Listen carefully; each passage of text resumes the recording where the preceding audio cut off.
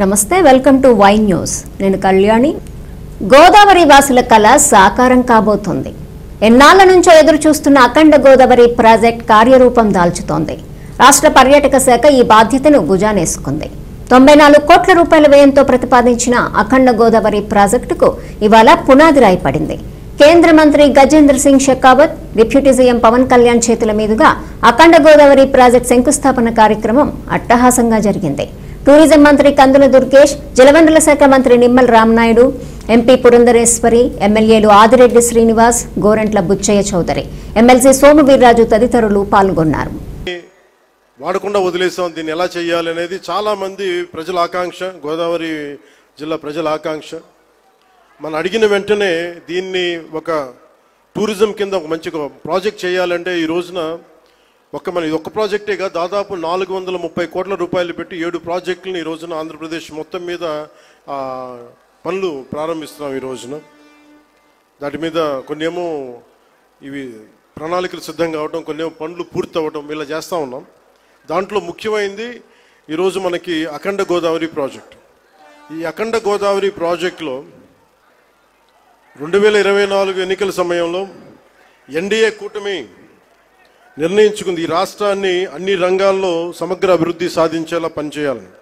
దాంట్లో భాగంగానే గౌరవ ముఖ్యమంత్రి శ్రీ నారా చంద్రబాబు నాయుడు గారు ఆ రోజు మేమందరం కూటమి భాగస్వాములు అందరూ అనుకొని ప్రతిదీ కూడా ముఖ్యంగా పర్యాటక రంగంలో ఎక్కువగా యువతకి ఎక్కువ ఉపాధి అవకాశాలు ఉంటాయి.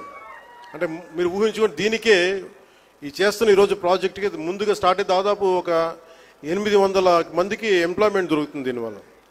ఇవన్నీ కాకుండా దాదాపు 4 లక్షల మంది, పూర్తయితే 4 లక్షల మంది కనీసం సంవత్సరానికి పర్యాటకుల మినిమం అని, అంతకు మించి పైకి వెళ్ళే అవకాశాలు చాలా ఎక్కువ ఉన్నాయి. దీనికి గౌరవ ప్రధానమంత్రి గారు నరేంద్ర మోదీ గారు ప్రత్యేకించి ఇందాక సోదరి భారతీయ జనతా పార్టీ అధ్యక్షులు శ్రీమతి పురంధరేశ్వరి గారు చెప్పినట్టుగా మీరు డబుల్ ఇంజిన్ సర్కార్ అంటే అది పదంలాగా ఉండిపోద్ది. మీకు తెలుసు కదా, మీరు బైకుల్లో, నేను ఎప్పుడు గోదావరి జిల్లాలో తిరుగుతుంటే మీ బైకుల సౌండ్ నాకు తెలుసు కదా. ఇక్కడ మన శక్తివంతమైన మనకి ప్రభుత్వం ఉన్నప్పటికీ కూడా కేంద్రంలో కూడా అంతే, దానికి 100 ఇంతులు మించిన శక్తివంతమైన నాయకులు, శక్తివంతమైన ప్రభుత్వం ఉంటే మనకి ప్రాజెక్టులు చాలా అవలీలగా అవుతాయి, వెంటనే చాలా తొందరగా పూర్తి చేయొచ్చు. అదేవిధంగా ఇతరత్ర ప్రాంతాలన్నింటినీ కూడా అద్భుతంగా తయారు చేయడానికి చేస్తున్నటువంటి ప్రయత్నంలో మొట్టమొదటి భాగం ఇవాళ ఇక్కడ చేస్తున్నటువంటి ఈ కార్యక్రమం అనేటువంటి మాటని తెలియజేస్తూ, I request our central minister that this particular city has got rich cultural heritage and hence we request you that I have already submitted you one representation that National School of Drama for that branch should be there in Rajahmundry also. Apart from that, cultural centers have been developed in this area. That's why please make it convenient that National School of Drama should be here as one branch. Please, we request you like that, sir. Apart from that, Rajahmundry has got rich cultural heritage. Lot of poets have been born here. It is నవోన్మేషమైనటువంటి సుందర వదనారవిందమైనటువంటి ఈ రాజమహేంద్రవరాన్ని please we request your good officers to announce it as cultural and heritage cityగా దీన్ని announce చేయమని చెప్పి I request the central minister. Apart from that, I request our Panchayati Raj and Deputy Chief Minister of Andhra Pradesh, Sri Pavan Kalyan ji, who has been very much fond of this particular city.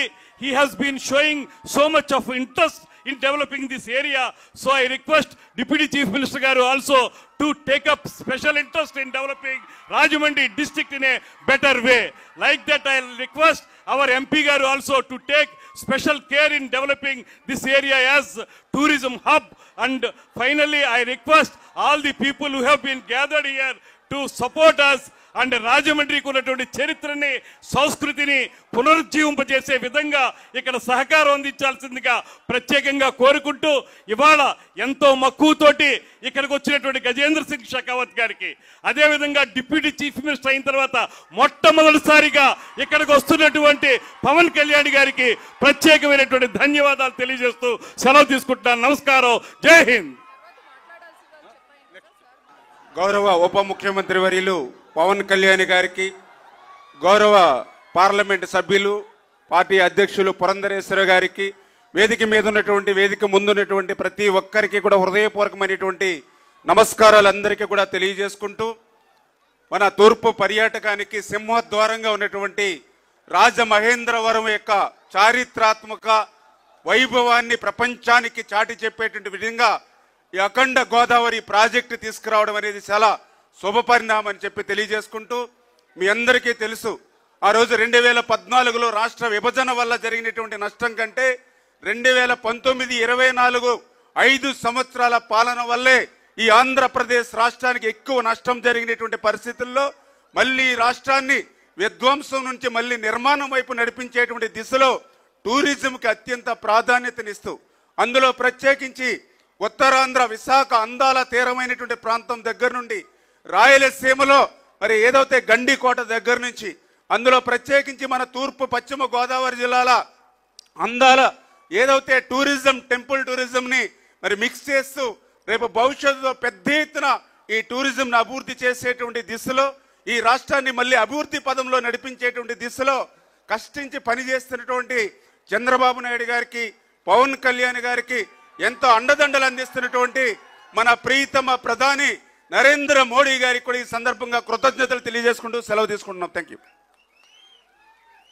ఇప్పుడు పర్యాటకాన్ని, పర్యావరణాన్ని సమపాలనలో రంగరించి eco tourism ద్వారా కూడా ఈ రాష్ట్రాన్ని అభివృద్ధి పదంలో నడిపించడానికి కృషి చేస్తున్నటువంటి మనందరి ప్రీతమ నేత, రాష్ట్ర ఉప ముఖ్యమంత్రి శ్రీ కొణిదెల పవన్ కళ్యాణ్ గారిని మాట్లాడవలసిందిగా అభ్యర్థిస్తున్నాను.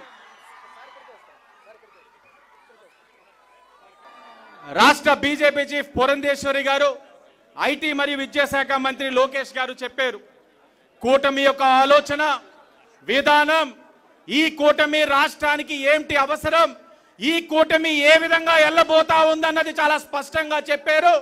చెప్పిన తర్వాత ఒక విశ్వాసం, ఉత్సాహం, కూటమి నాయకులు కేడర్లోని ఒక బలమైన నమ్మకం, రాబోయే రోజుల్లో ఈ రాష్ట్రంలో ముమ్మాటికి కూటమి ప్రభుత్వంలో మరే 15 సంవత్సరాల అధికారంలో ఉండాలి.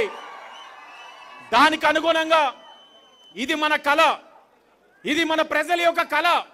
దశాబ్దాలుగా ఈ కళని ఎన్నో రాజకీయ పార్టీలు, ఎంతో మంది నాయకులు కళలు కన్నారు. కానీ ఆ కళని నెరవేర్చింది కూటమి ప్రభుత్వం, అఖండ గోదావరి ప్రాజెక్ట్ అని ఈరోజు గర్వంగా తెలియజేస్తా ఉన్నాం. అందరికీ నమస్కారం.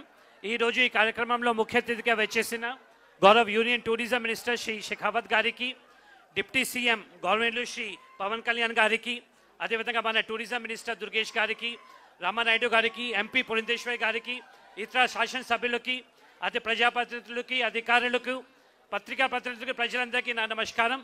చాలా సంతోషంగా ఉంది. గోదావరి జిల్లా చీల్కారి కోరిక ఇది అఖండ్ గోదావరి ప్రాజెక్ట్కి ఈరోజు శంకుస్థాపన చేయడం జరుగుతుంది. ముఖ్యంగా భారత్ సర్కార్కి, కేంద్ర ప్రభుత్వంకి మనం ధన్యవాదాలు ఇవ్వాలి. दादापू 8 प्रोजेक्ट्स मनाकू 430 करोड़ तो सर राज्य सरकार की तरफ से मैं केंद्र सरकार का, प्रधानमंत्री जी का, आपका मिनिस्ट्री ऑफ टूरिज्म का, एमपी जी का मैं हृदयपूर्वक धन्यवाद करता हूं। हमें 8 प्रोजेक्ट सैंक्शन किए गए हैं 430 करोड़ में, उसमें से 7 प्रोजेक्ट्स पिछले 1 साल में ये गवर्नमेंट आने के बाद सैंक्शन किए गए हैं सर। और and state government sir is fully committed to complete this projects in time and extend full cooperation under leadership of our honorable chief minister and honorable deputy minister and tourism minister. Thank you one and all. 2024 ఎన్నికల సందర్భంలో ప్రజల వద్దకి vote వేసి ఆశీర్వదించమని చెప్పి అడగడానికి వచ్చినప్పుడు double engine సర్కార్ అంటే కేంద్రంలో రాష్ట్రంలో రెండు చోట్ల కూడా ఎన్డీఏ కూటమి అధికారంలో ఉన్నట్లయితే అభివృద్ధి పరుగులు తీస్తుంది అని చెప్పి ఆనాడు మేము చెప్పడం జరిగింది. ప్రజలు విశ్వసించారు. డబుల్ ఇంజిన్ సర్కార్ కావాలనుకున్నారు. కేంద్రంలో ఎన్డీఏ కూటమిని, అదేవిధంగా రాష్ట్రంలో కూడా ఎన్డీఏ కూటమిని ఆశీర్వదించడం జరిగింది. వికసిత్ భారత్ అనేటువంటి ఒక కళ ఏదైతే, ఒక స్వప్నం ఏదైతే నరేంద్ర మోడీ గారు ప్రజల ముందు ఉంచారో, ఆ వికసిత్ భారత్లో వికసిత్ ఆంధ్ర రాష్ట్రం కూడా ఒక భాగం అని చెప్పి మనం గుర్తించాలి. కనుక అన్ని విధాలా కూడా అధికారంలోకి వచ్చిన నాటి నుండి నేటి వరకు అమరావతి నిర్మాణం కావచ్చు, పోలవరం నిర్మాణం కావచ్చు, స్టీల్ ప్లాంట్ కావచ్చు, సౌత్ కోస్టల్ జోన్ కావచ్చు, రైల్వే జోన్ కావచ్చు, మరి ఎంఎన్ఆర్ఈజీఎస్ కింద పెద్ద ఎత్తున వనరులు రాష్ట్రానికి ఇచ్చి కావచ్చు, అన్ని విధాలా కూడా ఆంధ్ర రాష్ట్ర అభివృద్ధికి కేంద్రం తన సహకారాన్ని అందిస్తూనే ఉంది. అయితే వికసిత్ ఆంధ్ర రాష్ట్రం మనకు కావాలంటే వికసిత్ జిల్లాలు కూడా కావాలి. అంటే వికసిత్ రాజమహేంద్రవరం కూడా ఖచ్చితంగా వికసిత్ ఆంధ్రలో భాగం అని చెప్పి మనం గుర్తించాలి. దానిలో భాగంగానే ఇవాళ అనేక పర్యాటక అభివృద్ధి కార్యక్రమాలు మనం శంకుస్థాపన చేసుకోవడం జరుగుతుంది. ప్రత్యేకించి హ్యావ్లాక్ బ్రిడ్జ్ 100 సంవత్సరాల నాటి బ్రిడ్జ్ నిరుపయోగంగా ఉన్నటువంటి సందర్భంలో దాని యొక్క చారిత్రాత్మక ప్రాధాన్యతను గుర్తించి ఇవాళ దాన్ని కూడా ఒక పర్యాటక క్షేత్రంగా దాన్ని అభివృద్ధి చేయడానికి కేంద్రం తన సహకారాన్ని అందిస్తుంది. అదేవిధంగా రివర్ ఫ్రంట్ దాన్ని కూడా అభివృద్ధి చేస్తున్నటువంటి సందర్భంలో నేను ఇప్పుడే అజయ్ జైన్ గారితో కూడా మాట్లాడాను. అక్కడ ఉన్నటువంటి విగ్రహాలని తొలగించకుండా ఏదైతే అభివృద్ధి చేస్తున్నామో ఆ అభివృద్ధిలోనే మిళితం చేయమని చెప్పి వారికి ఇప్పుడే అజయ్ జైన్ గారు కూడా నేను అభ్యర్థించడం జరిగింది.